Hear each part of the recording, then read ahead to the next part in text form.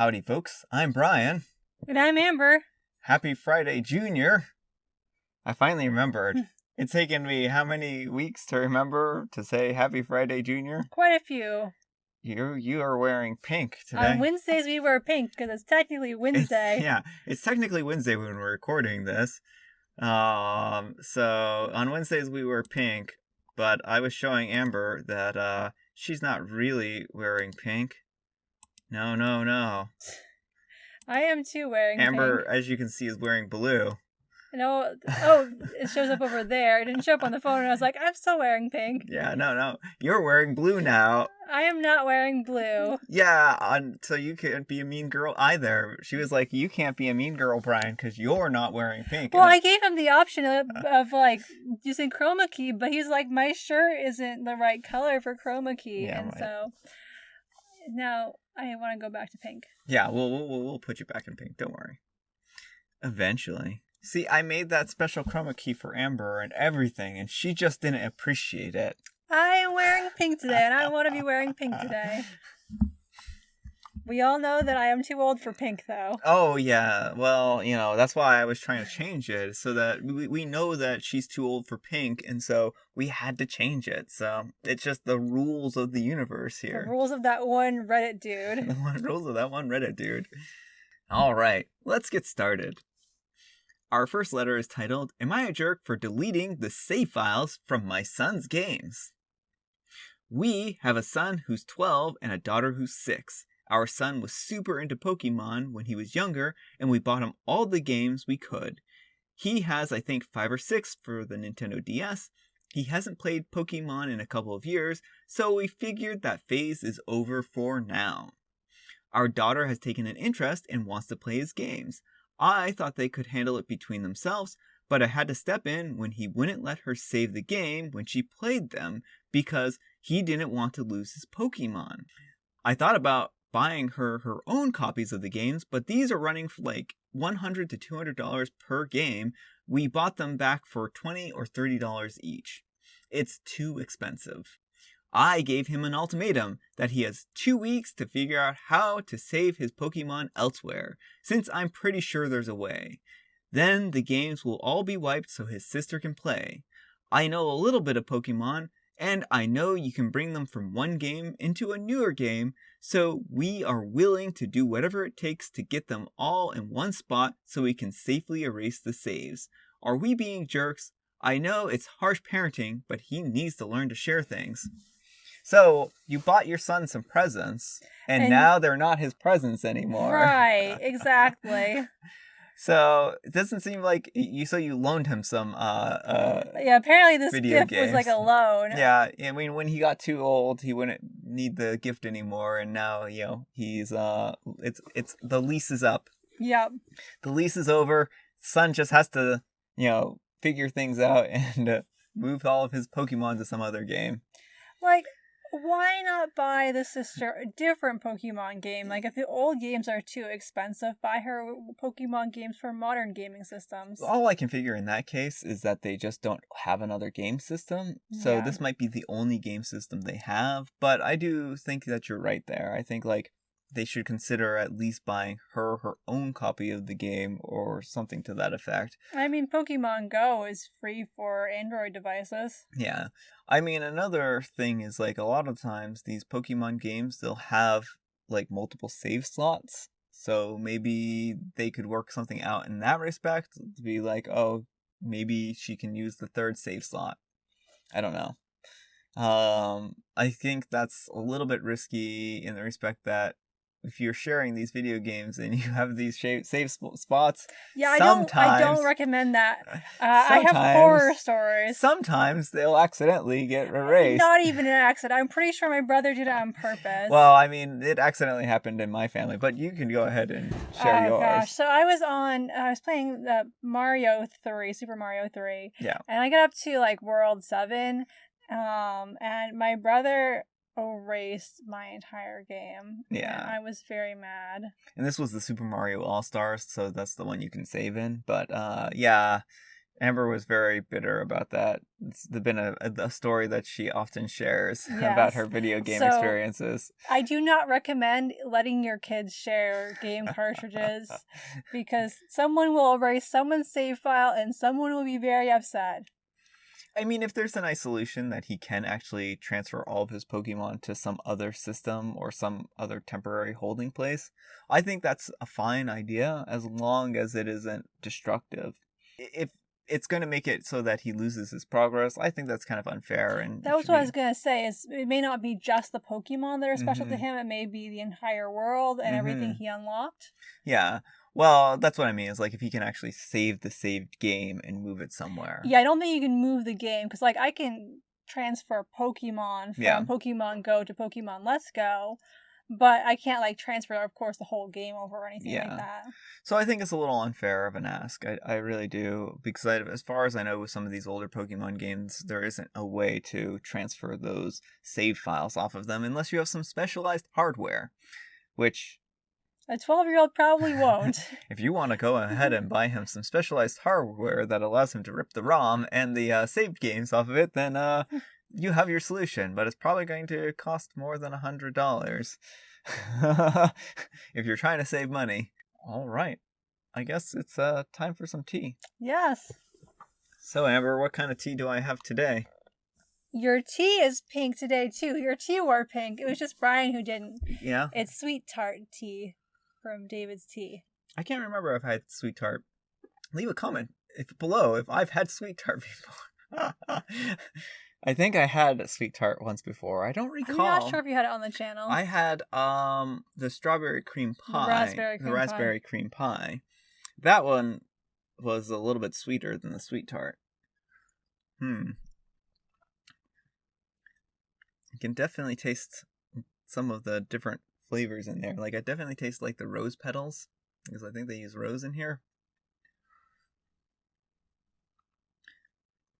But it just kind of has like it has a mellow flavor to it. I wouldn't say it's tart.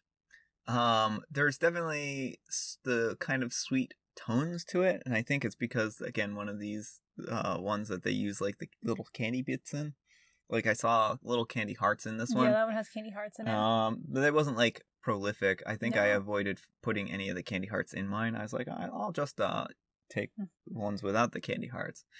But yeah, I mean, I think it seems to be a pretty decent tea. # not sponsored. Yeah. It's another David's Tea. Part of I call them Amber's teas because Amber is the one who buys them and drinks them. But they're actually David's teas. So if I ever refer to Amber's teas, then they're probably almost certainly David's teas. Yeah. Because we like to make things confusing on this channel. Yes. If you're not confused by the time you reach the end of this video, then I mean, am I even doing my job? Probably not. Our next story is, am I the jerk for taking back my house key from my sister after my niece walked in on me and my girlfriend? I'm a 26-year-old male, and I babysit my 7-year-old niece on weekends, always from 10 a.m. until 5 or 6, and that's usually when my sister picks her up from my place.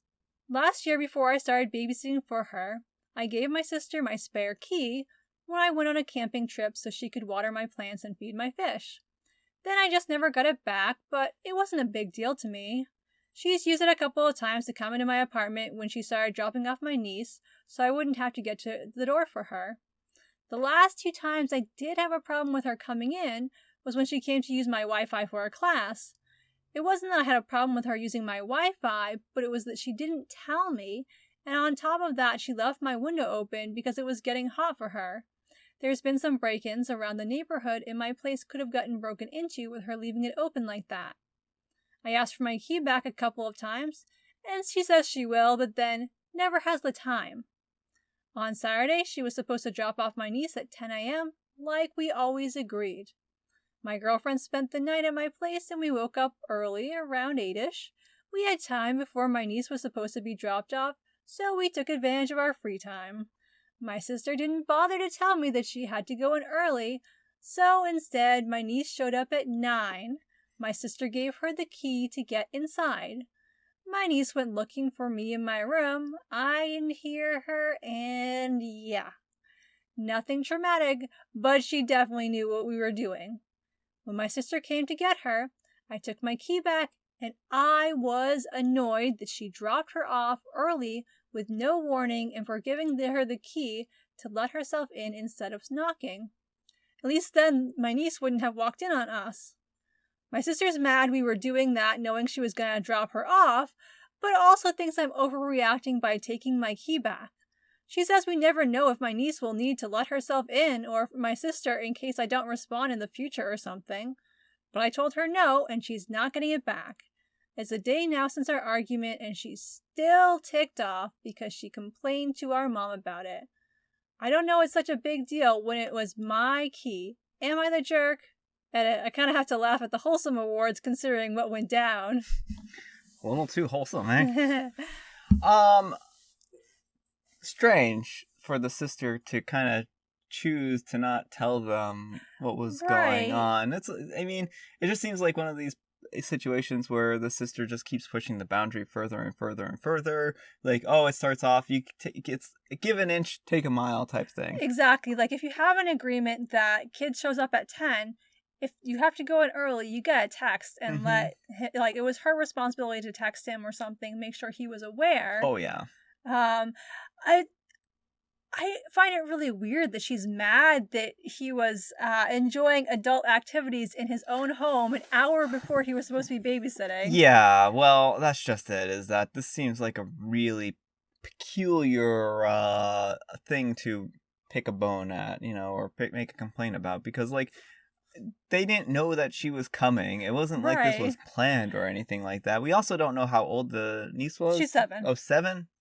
Like, the niece, I don't even know, would really understand what was going on at a certain point either. So, hopefully the niece wasn't too traumatized. But, I don't know. I just think, like, they're adults. If they do adult things in their house when kids aren't supposed to be around, then I don't really understand what the big deal here is. And the sister seems to be kind of encroaching on telling them what they can and can't do in their own home, which I think is problematic. I agree.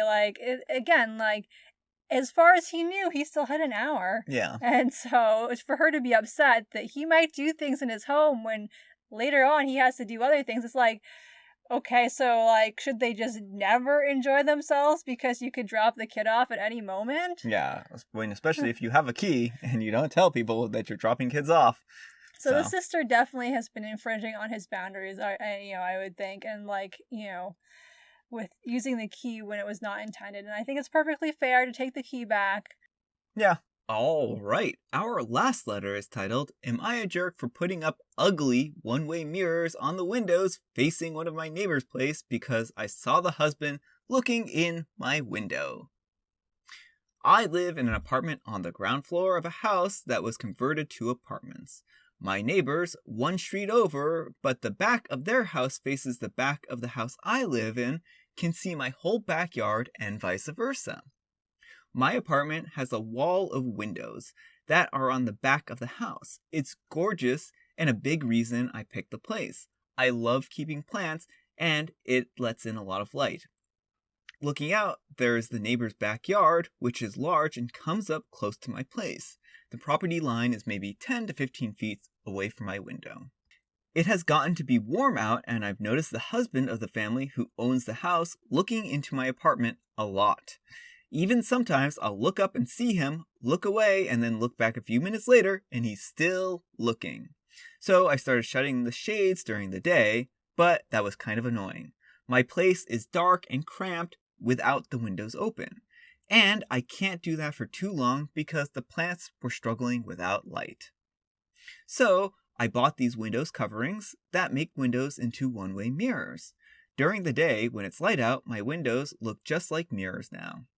From the inside, it looks pretty much the same. The windows look tinted slightly, but that's about it. From the outside, you can't see in at all. It looks exactly like mirrors. The section of the windows it's applied to is about 8 feet high and 20 feet wide. After a week of the windows coverings being up, both of the parents from the neighbor's house came to my door and wanted to talk to me. The wife was complaining about the windows for a lot of reasons. They were ugly. It was uncomfortable, especially for the teens and their friends, to have a huge mirror adjacent to the swimming pool. It's at the time that they feel insecure about their looks and have lost interest in hanging out by the pool. In the afternoon and evening, it was reflecting a lot of extra sunlight into their backyard, and they couldn't enjoy eating dinner on the back porch with the sun in their eyes. I said sorry about the inconvenience, but I wanted it for privacy. They both pushed back on that some, and I said that I needed the privacy because of the husband staring. He started denying it in front of his wife, and so I took out my phone where I'd taken the pictures and sent it to my group of friends, and showed her a couple pictures of him gaping at my apartment and the text at the time. He got mad and said that he incidentally looked over and that the 8-foot by 20-foot mirror was a crazy overreaction. I said that I'd like to keep it and that I was sorry, but frankly, this was avoidable. I think they're both mad because they called my landlord, who brushed them off. Am I a jerk for putting the mirrored film on my windows? Not the jerk. Well, Amber, can't someone just stare into your apartment?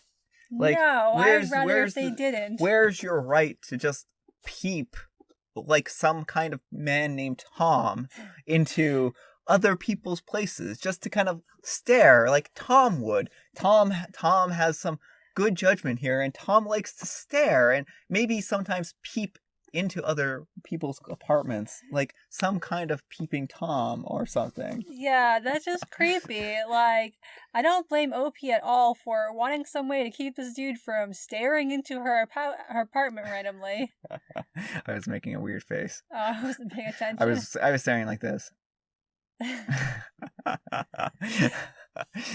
Yeah, like it's so uncomfortable to have someone looking at you in your own house, and I certainly can't blame OP for wanting a little privacy. And like, I do understand that they would I can understand why the mirrored windows would be uncomfortable. And the solution I have for at least some of it, like the teens, for instance, and their whole problem with like the pool, is that they could potentially put up a fence. Yeah. And if they put up a fence, then the teens aren't going to have to look back into the mirrored window, and fine, everything's good. And then, you just have the problem of the husband looking in, but he'll be blocked. If they put up the fence, that helps a house on that front, too. Yeah, I'm imagining he's, like, looking up from, like, a second floor or something like that. I assumed he was just kind of, like, standing, staring in, but I don't know. Yeah, well, I mean, I think a good fence here in this situation probably could alleviate things. They should probably talk to them and be like, hey, we're going to put up a fence. You're welcome to take down your mirrored windows now. I don't know. I just think that this is such a huge invasion of privacy. It is. And I don't think OP is asking if they were a jerk for putting up the mirrored windows, and I don't think they're a jerk, and I also don't think that they're a jerk for telling the wife about the husband's behavior. Yeah. Though, before going to the trouble of putting up the mirrored windows, maybe OP could have gone over to their house and asked them to stop. If you have a guy who's creepy enough to stare obviously into your windows for long periods of time, she may not have felt safe going over to talk to him. Well, that's true. But, I mean, she could have hopefully talked to the wife on her own if she'd seen her on, like, the street or something like that, you know? I don't know. If someone were to do this to me, my response would be to change my environment. I wouldn't try to confront them or their partner. Because, like, even people who are married to creeps can often be very defensive of their partners, and so, like, I just wouldn't want to deal with it. It would be much easier to just fix my space, and, like, who just does that? Who just stands in front of someone's window and stares in? Like... I see him, all I can, like, envision is this guy just standing there with, like, an ice cream cone being like... just looking in. And I mean, sometimes people can stare and not realize that they are staring. And he may not have even, not saying that this is the case, and I don't know the whole thing, but maybe he was just incidentally just looking in and just being like staring off into space. Because sometimes I'll just stare off into space. I think repeatedly having this happen, probably it's, I'm guessing, it sounds like he's outside for it too. Yeah. So. I'm guessing the case is that he's doing it on purpose, but I know, like, for instance, like, when I was younger, I would just stare off into space, and, one day, someone got really mad at me because they thought I was staring at them, and I wasn't staring at them, I was just staring out. They're like, "Why are you looking at me?" I'm like, wasn't looking at you, I was just staring off into space. So, if that person's like a stare off into space, I could understand that being a little difficult, but it does, again, the way this is written, it makes it sound like this happened multiple times, and she basically, like, he was obviously, like, staring into her apartment for long periods of time, so, I don't know. I think it's really uncomfortable to, like, look into people's windows in general, like, and Yeah. I always, like, feel really uncomfortable because I'll be walking down the street, and if someone has, like, their shades open or something like that, I, like, make an effort to, like, keep my eyes forward. I'm like, I don't want to look in someone's house accidentally. So, I don't know. That's kind of my opinion. All right, folks. That's all the time we have for today. Thanks to Amber for joining me. Thank you for having me, even if you didn't wear pink. Even if I didn't wear pink, you know, I'll change your shirt color again. I'm You not have the afraid. power. I am not afraid to change your shirt color. So, yeah, thanks again, Amber, for joining me. Thank you for having me. If you enjoyed this video, consider giving me a like. If you disliked this video, consider giving me a dislike. Thanks so much for watching, and we'll see you all tomorrow.